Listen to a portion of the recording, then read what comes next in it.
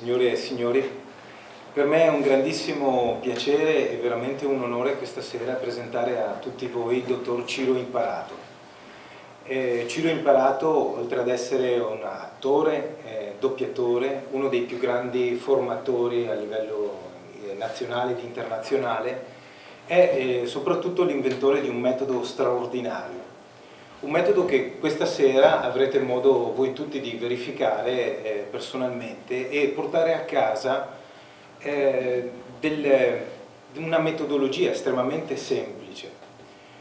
Quando si parla del metodo 4 Voice Color, immediatamente mi viene in mente una immagine di ognuno di noi che alla mattina si alza la serranda e apre le finestre.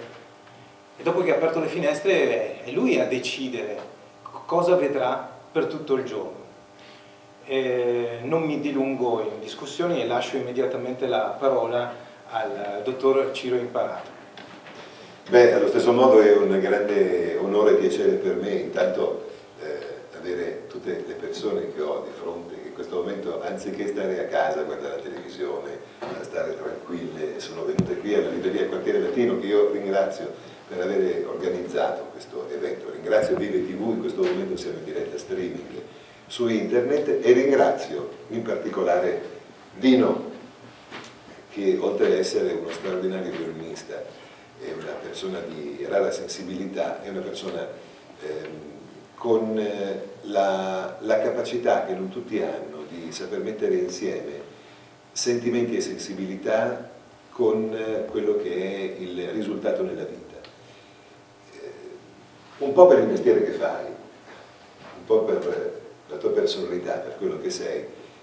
Dino è una persona che ha la rara capacità di poter riuscire a mettere a proprio agio sempre le persone e di riuscire soprattutto a trasferire, ad aver fatto diventare quello che è la sua passione, che è quella della musica, un modo per dare alle persone un senso di grande piacere e cultura. Quindi grazie, perché questa presentazione che viene da una persona di questa sensibilità, questa sera per me è molto bella.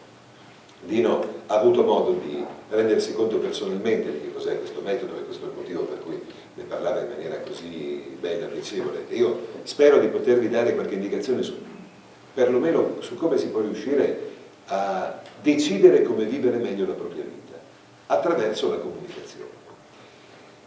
Questi due libri che vedete, La tua voce può cambiarti la vita, che è questo qua azzurro, che è stato da poco rieditato da Sperling e Kupfer in versione economica, e poi l'altro che è La voce verde della calma. È vero, io ne sono l'autore e, come dicono dalle parti di Napoli, ogni scarrafone è bello a mamma sua, quindi questo libro evidentemente io ne parlo in questo modo. Devo dire che però dopo tanto tempo dall'uscita della tua voce può cambiarti la vita, sono passati ormai 3 anni, questa versione economica ha ridato nuovamente luce al libro e in questo momento ad esempio è primo in un portale di libri molto famoso, che non cito perché siamo dentro una libreria, ma comunque c'è un portale su internet molto famoso che vende libri, e La tua voce può cambiarti la vita è primo nelle vendite. Perché? Perché è azzurro, perché ci sono 4 colori sopra? No, probabilmente perché è un libro che rappresenta qualche cosa di nuovo. Io ho avuto la fortuna, e non ne ho nessun merito, di riuscire a capire che c'era un modo per poter riuscire a migliorare la nostra vita attraverso la comunicazione. Facciamo un excursus, un passo indietro, poi vi racconterò bene di che cosa parlano entrambi i libri, ma la cosa importante è parlare del principio attivo, cioè da che cosa sono partito per capire questo. Allora, tutti sappiamo che la nostra comunicazione è ciò che ci rende vivi, ciò che ci dà la possibilità di vivere bene o meno bene, e ciò che ci rende importanti agli occhi degli altri o anche i nostri, ed è contemporaneamente anche a volte la più grande fonte di imbarazzo, di difficoltà. Immagino alla difficoltà che hanno tutte le persone timide, ad esempio, di parlare di fronte a un grande pubblico, la difficoltà che hanno le persone insicure di chiedere un aumento di stipendio, la persona che invece è piuttosto nervosa o magari inquieta ha una grande difficoltà nel rapportarsi con i propri figli in maniera dolce, in maniera tranquilla. Le persone a volte non riescono a capirsi e in funzione della mancata buona comunicazione fra individui si creano prima delle tensioni, poi dei conflitti, poi delle difficoltà vere e proprie, amicizie che si rompono, matrimoni purtroppo che si rompono, è un po' il dilagare di una delle piaghe più grandi del nostro tempo.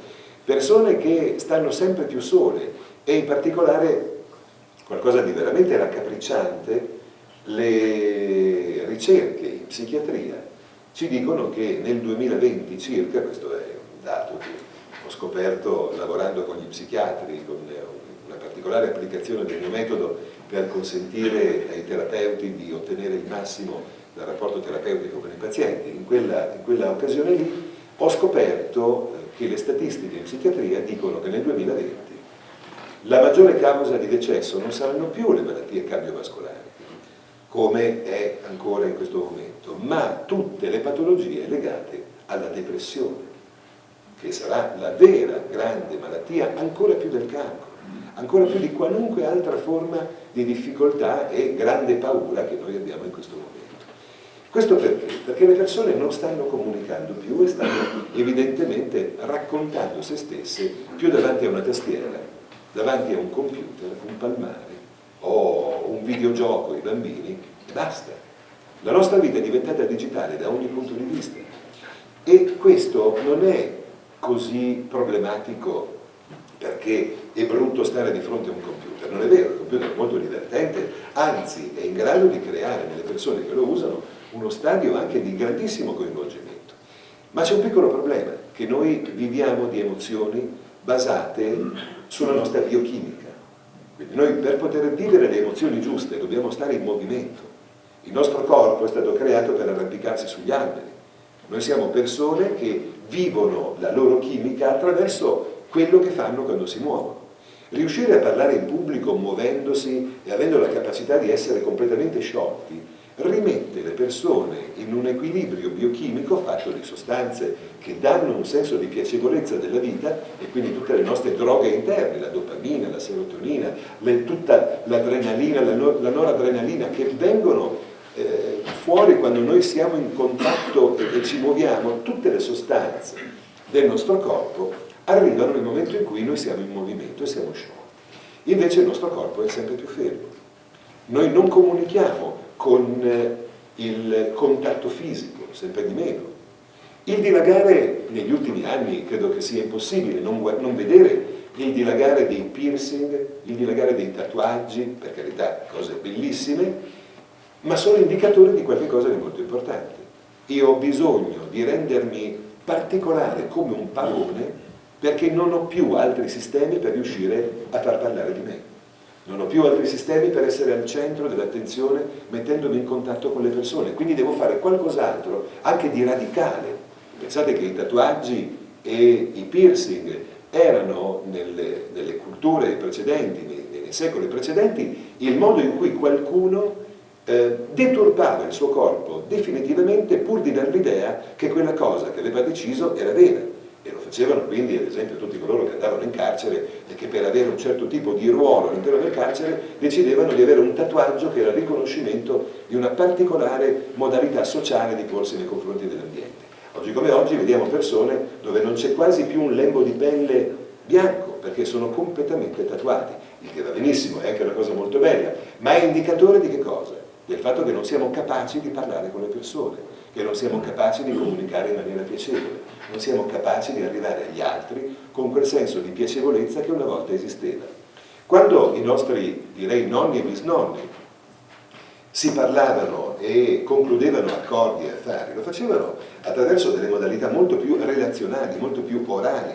Quindi una stretta di mano, la famosa stretta di mano per un accordo, era ciò che veramente suggellava il rapporto fra le persone, specialmente fra le persone per bene. Oggi come oggi non c'è più questa fisicità, non si parla più, pensate che alla Bocconi le lauree triennali non vengono più discusse, vengono mandati gli elaborati scritti e finisce lì, vengono corretti, dopodiché si dà il voto. Ma questi ragazzi che escono dall'università andranno a fare i colloqui di lavoro, andranno a chiedere a una donna di sposarsi o un uomo se è la stessa cosa, avranno dei rapporti sociali e i rapporti sociali sono fatti di fisicità.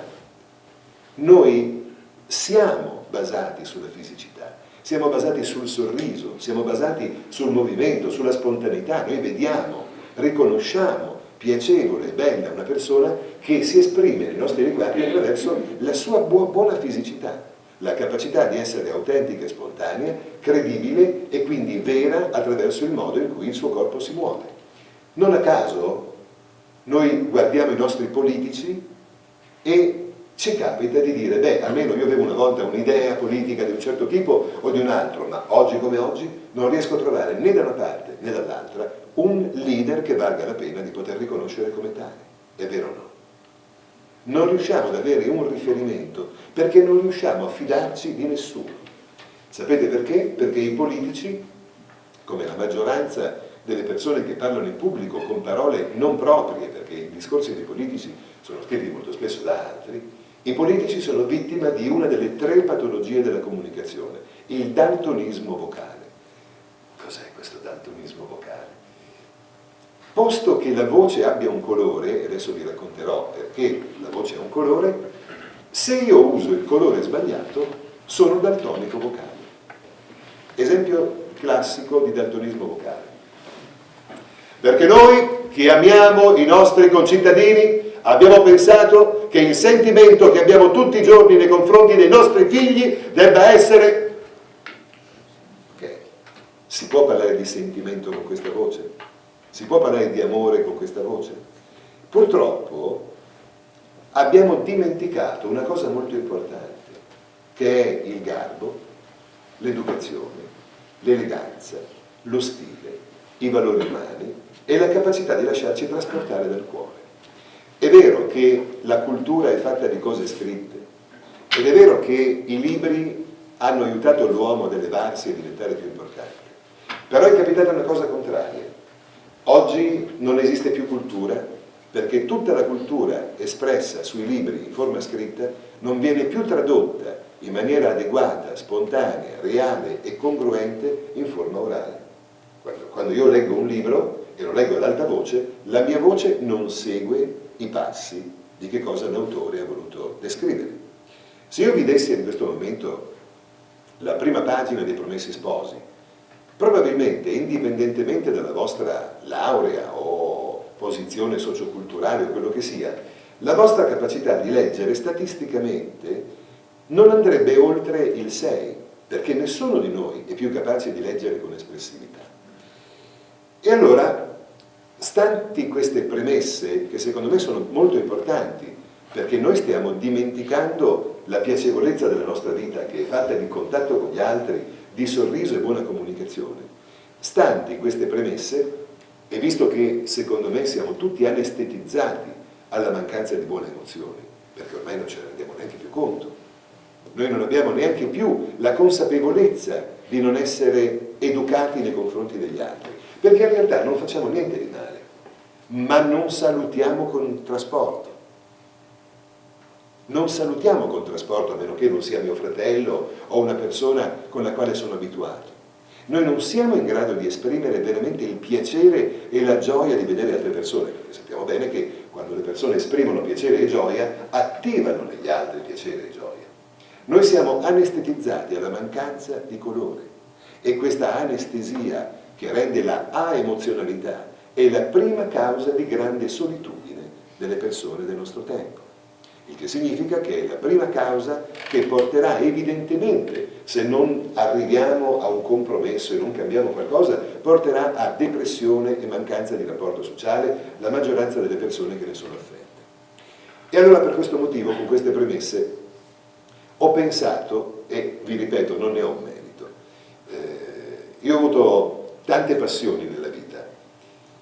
Fra le mie passioni maggiori c'è stata la musica.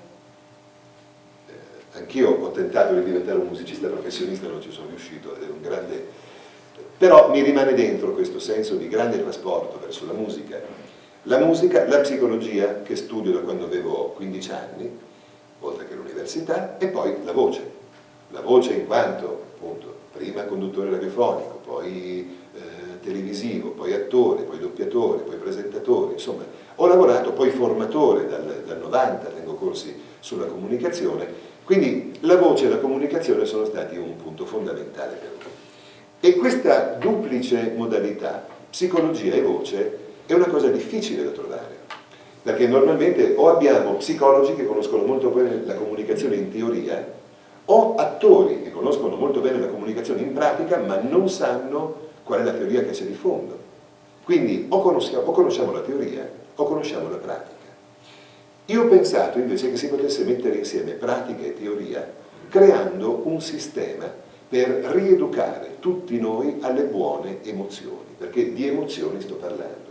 Cioè la comunicazione è congruente ed è utile quando è in grado di generare buone emozioni. E allora i presupposti dai quali sono partito sono questi. Numero 1, non si può non emozionare.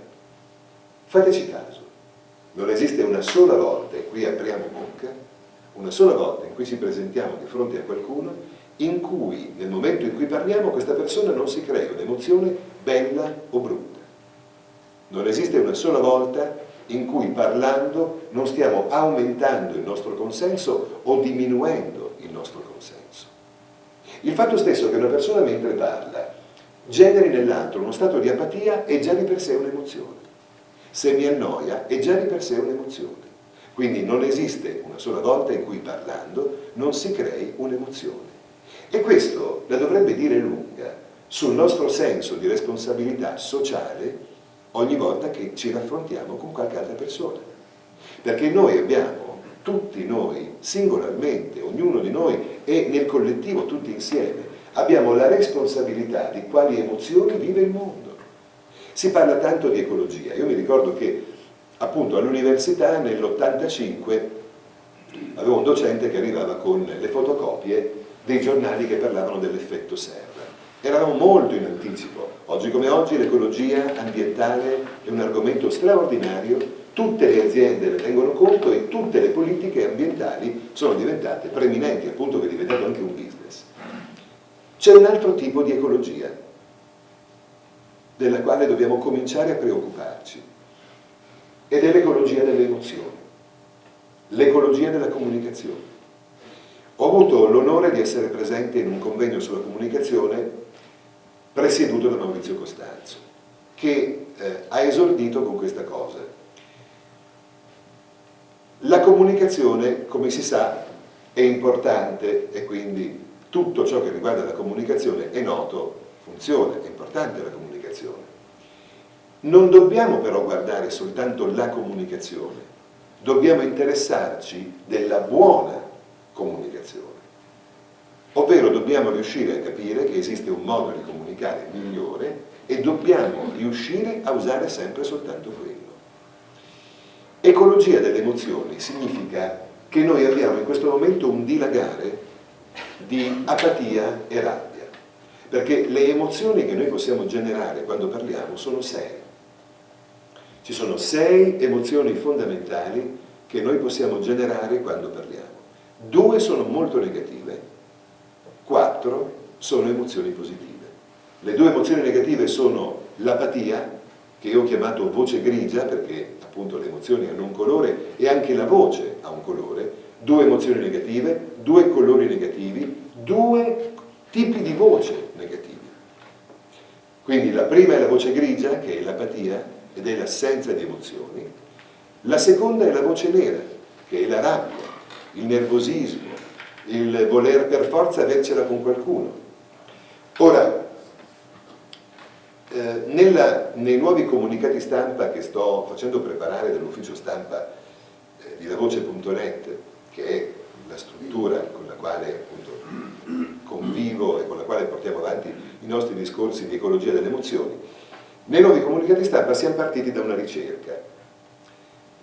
Le ricerche ci dicono che più del 50% della spesa sanitaria nazionale, e stiamo parlando di più di 50.000 miliardi di euro all'anno, sono spesi per curare malattie da stress, malattie da nervosismo, malattie da rabbia. Quindi, ecologia delle emozioni. Non sto dicendo che se c'è qualcosa che ci fa arrabbiare non dobbiamo arrabbiarci. La rabbia è una cosa giusta, è un'emozione che esiste per ricreare equilibrio e va benissimo. Sto dicendo però che ci sono persone che usano la rabbia come una tossicodipendenza. Esiste una rabbia da dipendenza da rabbia, perché la rabbia di per sé crea scariche adrenaliniche. Quindi se io sono abituato ad arrabbiarmi per ristabilire l'equilibrio, allora probabilmente sentirò che quando mi arrabbio sto meglio. Le persone di solito dicono, beh, non posso non arrabbiarmi, perché quando mi arrabbio ho quella sfuriata e poi sto bene. Sì, dopo mezz'ora però un'altra sfuriata, dopo mezz'ora un'altra sfuriata, esattamente come il tabagista. Mi fumo una sigaretta, sto bene, dopo mezz'ora un'altra sigaretta, dopo mezz'ora un'altra sigaretta. Se la rabbia fosse assolutamente determinante nella nostra vita, allora Gandhi, Buddha, Papa Giovanni Paolo II probabilmente non avrebbero dovuto esistere. Eppure ci sono persone che vivono benissimo senza rabbia, persone che riescono a governarla, persone che riescono ad avere una modalità differente di approcciare alla vita attraverso sistemi di risposta altrettanto potenti ma basati su cose diverse. Nella voce verde della calma è tutto spiegato con molta precisione. Voglio lanciarvi un'idea fondamentalmente. Per quanto giusto sia arrabbiarsi e per quanto tutto questo sia qualcosa che sentiamo come qualcosa di vero, rimane da pensare. Io ad esempio che ho un problema perché ho perso il lavoro o perché sono arrabbiato con qualcuno che mi ha tolto qualcosa di vitale, se poi mi ammalo anche di fegato e vado in ipertensione, non peggioro ulteriormente la situazione? Cioè, quello che io trovo insopportabile, quello che trovo penalizzante, quello che trovo una delle piaghe peggiori del nostro tempo, da sradicare, che dobbiamo sradicare il più presto possibile, è che si arrabbiano gli onesti. Questo non va bene. Non va bene, perché se mi hai fatto arrabbiare perché è capitato qualche cosa, ma chi mi cura le patologie derivanti dalla rabbia che tu mi hai generato?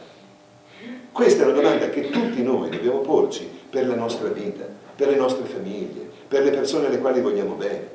Dobbiamo capire che c'è un modo differente di vivere la vita che può consentirci di stare meglio.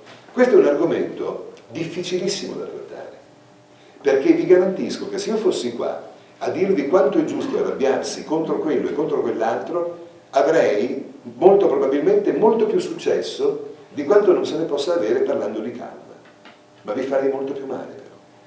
Preferisco combattere una battaglia contro i mulini a vento e sapere che alla fine, dopo questa battaglia, riusciamo a creare insieme un mondo migliore, piuttosto che correre insieme a tanti altri che ci dicono quanto brutto è quello, quanto brutto è quell'altro, quanto cattivo è quello lì, e intanto vendono centinaia di migliaia di libri e se ne vanno poi alle Maldive per 3 mesi grazie alla rabbia degli altri. Questa cosa non mi piace. Perdonatemi, non mi piace. Non mi piacciono quelli che si fanno arrabbiare per arricchirsi. Mi dispiace, mi rifiuto di amare questo modo di fare che c'è in Italia. Forse non soltanto in Italia, ma in Italia prevalentemente. Per fortuna ci sono altre 4 emozioni positive, che sono la simpatia, l'empatia, l'autorevolezza e la passione. La cosa importante da sapere è che noi possiamo abituarci alle emozioni. Ovvero le emozioni possiedono un codice, ed è un codice numerico che è la matrice delle emozioni, che è alla base del metodo 4-Way Scholars, che tutti possono imparare in pochissimo tempo e che consente di riprogrammare totalmente la voce e la comunicazione, eliminando le emozioni negative e abituandosi esclusivamente a quelle positive. La cosa importante è che questo libro, La tua voce può cambiarti la vita, contiene un codice. Se non ci fosse il codice, sarebbe un altro libro teorico, come tanti altri, che vi dice che bisogna vivere felici, che non bisogna arrabbiarsi, che è molto meglio non essere ansiosi, è molto meglio andare verso una buona comunicazione. Ci sono, credo, decine di milioni di libri nel mondo che dicono queste cose. Questo libro dice anche queste cose, ma soprattutto offre un codice che è la matrice delle emozioni. Il codice si basa sui 5 elementi espressivi della voce, che sono volume, tono, tempo, ritmo e sorriso. Il codice si impara durante la lettura del libro. La tua voce può cambiarti la vita, oltre ad avere il libro che ti spiega tutto, ha anche un CD.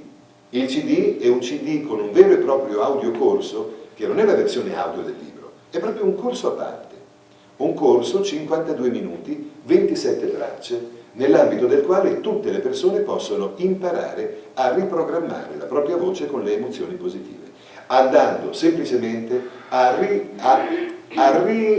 riprendere e a rifare all'interno di noi quella modalità di comunicazione straordinaria che hanno i bambini. Cioè si reimpara a essere spontanei come i bambini, ma con la consapevolezza degli adulti. Cosa significa? Che io continuo a sapere che devo andare a lavorare per guadagnare i soldi per pagare il mutuo, continuo a pensare che devo avere successo nelle cose che faccio, ma lo faccio con le emozioni giuste e non quindi arrabbiandomi, non quindi creando difficoltà attorno a me, ma creando soltanto consenso. In che modo? Prima si imparano i 5 elementi espressivi, quindi si impara a respirare, si impara a gestire il volume, si impara a gestire il tono, il tempo, il ritmo e il sorriso. Dopodiché si impara a combinare questi elementi tutti insieme, che è esattamente come se fossero gli elementi di una torta, no? Farina, zucchero, uova, latte, lievito, combinati insieme, gli elementi sono sempre gli stessi, ma possono dare la Saint-Honoré, la crema pasticcera, i pavesini o qualunque altra cosa. Stesso discorso gli elementi della voce. Ad esempio, per farvi capire cosa intendo. Codice giallo. Il codice giallo è la simpatia.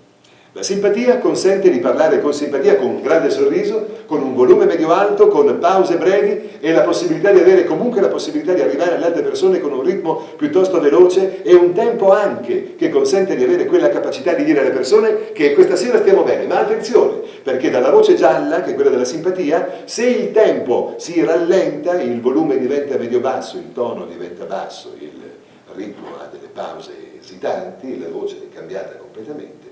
E siamo arrivati a una voce molto più colloquiale, una voce molto più empatica, una voce che consente di entrare un po' più in rapporto intimo, direi, con le persone e raccontare un po' le cose che ci capitano, cercando di capirsi, cercando di parlarsi come delle persone che si incontrano, che vogliono condividere delle cose. Però attenzione, perché potrebbe ancora cambiare la situazione, il volume potrebbe diventare medio-alto, il tono basso conclusivo, le pause nette, e allora a questo punto avremo qualcosa di straordinariamente importante da dirci tutti quanti. Avete presente quando le persone vogliono sentirsi importanti e non ci riescono? Avete presente quando uno vorrebbe dire una cosa facendosi ascoltare e non riesce a farsi ascoltare ed essere così preciso e credibile? Benissimo, qua dentro c'è l'insegnamento del codice blu, che è quello che sto usando in questo momento. E attenzione, il codice blu, se viene utilizzato dopo quello verde, e tutti e due dopo quello giallo, consente alla persona che hai di fronte di avere consenso con quello che dice. Vi faccio un esempio tipico: sono un venditore, entro a casa di un cliente.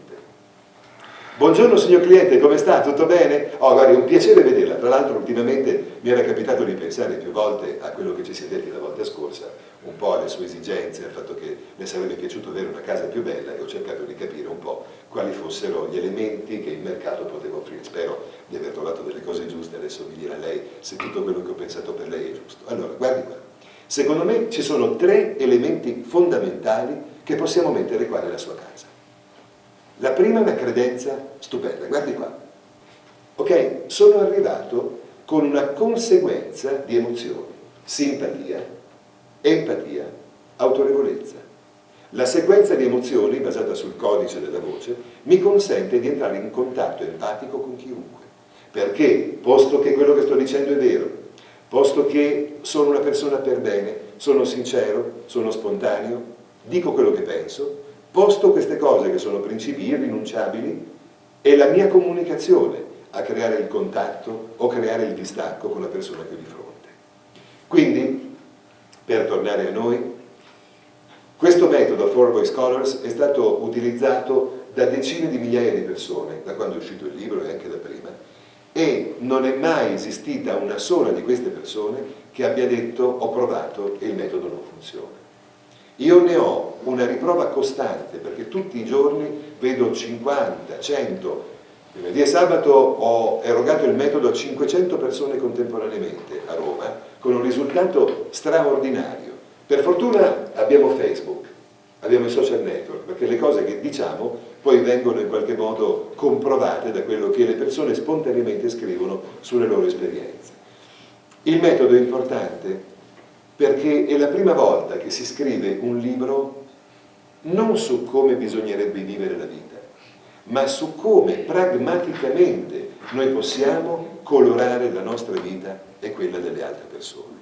Non solo con la teoria, ma con un metodo efficace al quale arrivi con un CD di autoapprendimento che basta ascoltare e basta continuare a sentire per poter acquisire questo sistema di comunicazione. Four Voice Colors è il metodo che consente di emozionare in maniera giusta. Per me personalmente, io sono convinto che La tua voce può cambiarti la vita dovrebbe entrare nelle case di 7 miliardi di esseri umani nel mondo.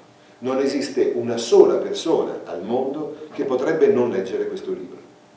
Non esiste una sola persona al mondo che non avrebbe benefici dal leggere questo libro e al limite, magari Fiorello non credo che abbia bisogno di imparare a emozionare, ma se Fiorello leggesse questo libro direbbe: ecco, adesso ho capito che cosa facevo già spontaneamente, perché ti dà il codice, ti rende consapevole di qual è il miglior modo di poter utilizzare la comunicazione. Ho un piccolo programmino su Sky che si chiama ABC Parlare con i Piccoli, su Easy Baby, canale 137. Sono decine e decine e decine le mamme che mi scrivono dicendo: Ciro, da quando parlo con la voce verde i miei figli non urlano più, fanno i compiti, io non mi arrabbio più, la vita con mio marito è diventata migliore. Sono veramente decine e decine e decine le mamme che mi dicono queste cose.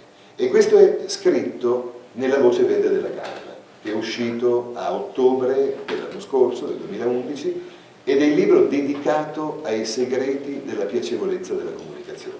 La voce verde è il colore più importante, perché è il colore che usiamo poco, perché noi non siamo tanto empatici, non siamo tanto abituati ad avere un modo, come dire, un po' low profile, per dirla all'inglese, di rapportarci alle persone. Noi quando cerchiamo di avere un rapporto con gli altri diciamo: allora, ho fatto questo, e quindi dimmi, allora fai questa cosa qua. Siamo molto direttivi per paura che gli altri non ci ascoltino. La voce verde invece ci dice che se noi riusciamo a essere molto più tranquilli, colloquiali, a fidarci noi per primi, perché il segreto è quello, fidati tu per primo dell'altro, l'altro ti seguirà a ruota, ma tu devi avere il coraggio di fidarti per primo. Il gioco della fiducia con mariti, figli, mogli, amici, capi, collaboratori, amici. Il gioco della fiducia non è io ti chiedo la tua fiducia, no, è io ti do la mia. Io ti do la mia fiducia incondizionatamente e quando tu sentirai che la mia fiducia è sincera, è inevitabile, tu mi darai la tua fiducia. È matematico, inevitabile, perché è basato su una legge fisica. Vedete, noi ci fidiamo molto di più di un asciugacapelli che di noi stessi. Direte, cosa c'entra l'asciugacapelli con un libro e con la comunicazione? Bene, un asciugacapelli serve perché noi ci laviamo i capelli, sono bagnati e quindi evidentemente se vogliamo uscire dobbiamo evitare di prendere sulla cedetta e quindi ce li asciughiamo. Dopo 30 secondi di phon, dopo un minuto di phon, i capelli non sono asciutti. Eppure noi non ci arrabbiamo contro l'asciugacapelli, non lo buttiamo dicendo maledetto asciugacapelli, lo sapevo che dopo 30 secondi non avresti funzionato. Noi continuiamo perché abbiamo la matematica certezza che ci è data dalla consapevolezza intrinseca di una legge fisica che se io metto dell'aria calda su un corpo umido, questa legge fisica mi dice matematicamente che dopo un po' questo corpo umido diventerà asciutto. È matematico perché è scientifico. Da quando siamo piccoli sappiamo che un corpo bagnato, se c'è il sole, si asciuga. È scienza, non è che si può dire altro. Bene, dovete sapere che anche il suono è scienza. Vi è mai capitato di ascoltare della musica e di andare in estasi? A chi non è capitato? Ebbene, questa è la scienza del suono. Il suono è in grado di darci un piacere estremo o di darci un fastidio estremo, a seconda del tipo di suono che noi usiamo. Ora, se noi usiamo parole del benessere e della fiducia, del tipo, guarda, va tutto bene, credimi, tutto sta andando come dovrebbe andare, potremmo fare ancora di meglio, fra poco ci riusciremo. E queste parole della fiducia e del benessere vengono dette associate a una voce che ispira fiducia e benessere, e in particolare la voce deve avere, stando al codice, volume medio-basso, tono basso, tempo lento, pause esitanti, sorriso dolce. La combinazione di questi due elementi, parole più voce, matematicamente è scienza, porta l'altra persona a fidarsi di te. È matematico. Solo che noi non ci fidiamo di questa cosa. Noi ci rivolgiamo in maniera gentile o fiduciosa nei confronti dell'altro, il quale reagisce e dice: ma lasciami stare, non ho voglia di parlare con te. La nostra reazione, 99 periodico delle volte, è: come ti permetti? Tu, sono venuto io gentile da te. Questo è quello che noi diciamo, il 99 periodico delle volte. Siamo noi, con la nostra reazione, a disintegrare la nostra vita e quella degli altri. Perché se tu sei sgarbato, avrai i tuoi buoni motivi per non essere una persona gentile. Ma se io reagisco al tuo sgarbo con altrettanto sgarbo, evidentemente sono uguale identico a te. I bambini non hanno voglia di fare i compiti, non ne hanno. Siamo stati bambini, non avevamo voglia di fare i compiti, a meno che non ci fossero particolari condizioni. Quindi quando diciamo ai nostri figli: guarda che bisogna fare i compiti, non ci possiamo aspettare che loro si mettano il tutù a ballare e volino verso il libro, perché non è possibile. Loro diranno, faranno di tutto per non farlo. La nostra capacità è quella di asciugare la loro difficoltà con la nostra voce. Lorenzo, adesso è giunto il momento di fare i compiti. Non è vero, non li voglio fare. Lorenzo, adesso è giunto il momento di fare i compiti. Non li faccio adesso, va bene, perché Lorenzo, adesso è giunto il momento di fare i compiti. Alla 15ª volta Lorenzo ti dice: papà, ma dopo posso giocare? Ma certo, anzi, dopo, guarda, sono qua apposta, ti aspetto, giochiamo insieme. Alla 15ª volta, alla 14ª, alla 20ª, non ha importanza quando, ha importanza che succederà. Se le persone riuscissero a fidarsi delle loro capacità di comunicazione, avrebbero ognuno il mondo in mano, e ognuno avrebbe il mondo in mano a beneficio di ognuno degli altri, perché il punto è che quando credi nella tua comunicazione, perché la conosci bene, tu sai che ci sono due possibilità: o va tutto bene o fra poco va tutto bene. Quando io vado in un'aula davanti a questa sera, una presentazione, faccio una conferenza, da 10 persone a 1000 persone non cambia, io so che o va tutto bene o fra poco va tutto bene, perché conosco perfettamente quali sono le modalità della mia comunicazione che, veicolate nel modo giusto, portano le persone a sentire qualcosa di bello. Ne ho la matematica certezza, perché metto in atto quello che c'è scritto in questi libri al 100%, avendo la certezza assoluta che una legge fisica ci conduce al risultato sperato. Quindi la voce verde della calma serve per darvi la consapevolezza assoluta che si può switchare, si può cambiare da un atteggiamento nervoso, apatico o rabbioso a un atteggiamento che crea fiducia, ispira fiducia e soprattutto, ed è la cosa più importante, fa star bene noi che parliamo. Perché la voce verde, che è una voce quindi che crea un senso di vibrazione bassa, di vibrazione lenta, tranquilla, che ispira evidentemente delle cose che ti fanno star bene, essendo un suono, agisce sul nostro sistema nervoso esattamente come un mantra, esattamente come il mantra sarebbe quel suono che si usa nelle discipline orientali per fare la meditazione. Dovete sapere che noi abbiamo delle onde cerebrali che sono misurate dall'elettroencefalogramma.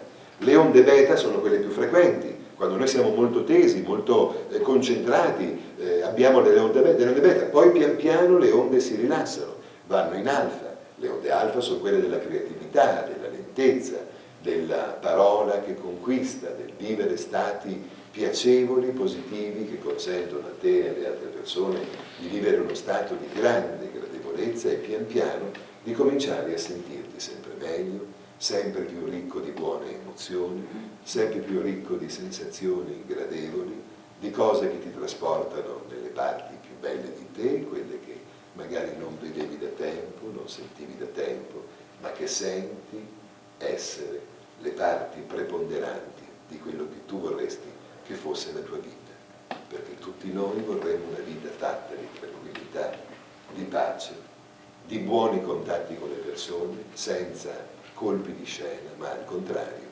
una vita vissuta di cose che ti fanno star bene momento per momento e che generano in te precedentemente e poi negli altri uno stato positivo che è quello che noi tutti i giorni andiamo a cercare, qualche volta invano, attraverso le nostre scelte, i nostri comportamenti, le cose che acquistiamo e i modi in cui ci comportiamo.